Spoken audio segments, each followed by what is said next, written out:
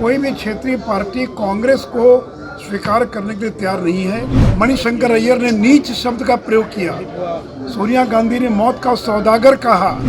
जिस दिन क्षेत्रीय पार्टियां कांग्रेस को स्वीकार करेगी उनकी अपनी जमीन खिसक जाएगी। नमस्कार, एक न्यूज 24 देख रहे हैं आप। मैं हूं आपके साथ दिव्या सिंह। कांग्रेस नेता राहुल गांधी की लोकसभा सदस्यता खत्म हो गई है। बता दें कि जब उनको सूरत कोर्ट ने 2 साल की सजा सुनाई, उसके बाद से 15,000 रुपए का जुर्माना भी लगाया, साथ ही 30 दिनों की मोहलत भी दी गई ताकि वो ऊपरी अदालत में जाकर अपील दायर कर सके। अब इन सब के बाद बिहार की जो सियासत है वो काफी तेज हो गई। लगातार वार पलटवार देखने को मिलने लगा और इन सब के बीच जो कांग्रेस है वो सत्याग्रह पर उतर आई।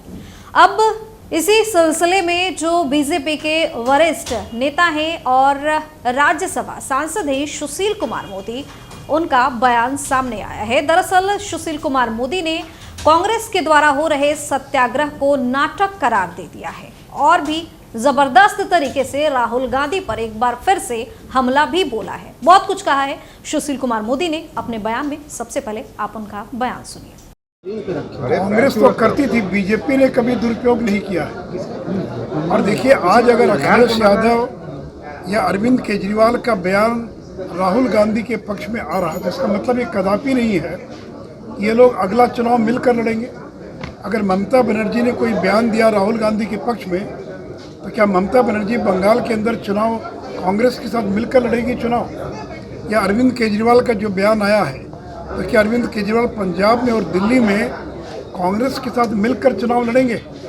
देखिए, कोई भी क्षेत्रीय पार्टी कांग्रेस को स्वीकार करने के लिए तैयार नहीं है।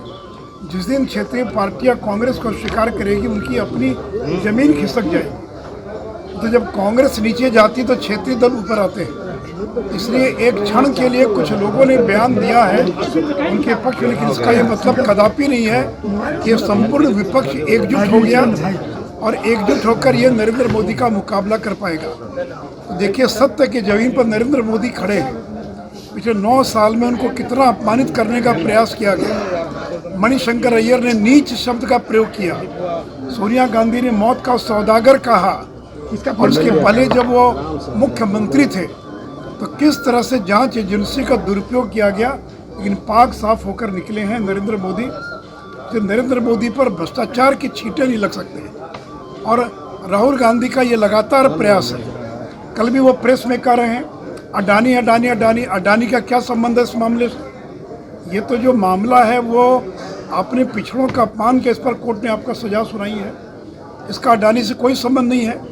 और जो लोकतंत्र की बात करते हैं, कल राहुल गांधी की प्रेस कॉन्फ्रेंस में एक पत्रकार ने जब सवाल किया तो जिस तरह से उस पत्रकार को अपमानित किया है, मैं देश के पत्रकारों से अपील करूंगा कि राहुल गांधी ने जिस तरह से कल पत्रकारों को अपमानित किया है और कहा कि हवा निकल गई, बीजेपी के एजेंट हो, ऐसे राहुल गांधी का पत्रकारों को बहिष्कार करना चाहिए।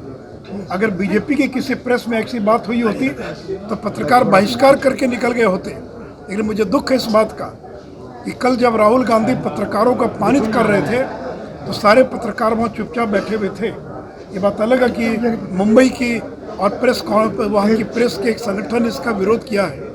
मैं देश के तमाम प्रेस और मीडिया कर्मियों से अपील और आग्रह करूँगा कि कल देख लीजिए किस तरह से राहुल गांधी ने मीडिया को जलील अपमानित करने का काम किया। तो इनका यही काम है, कभी मीडिया को अपमानित करेंगे, कभी जजेस को करेंगे, कभी न्यायपालिका को, कभी इलेक्शन कमीशन को, कभी नरेंद्र मोदी को।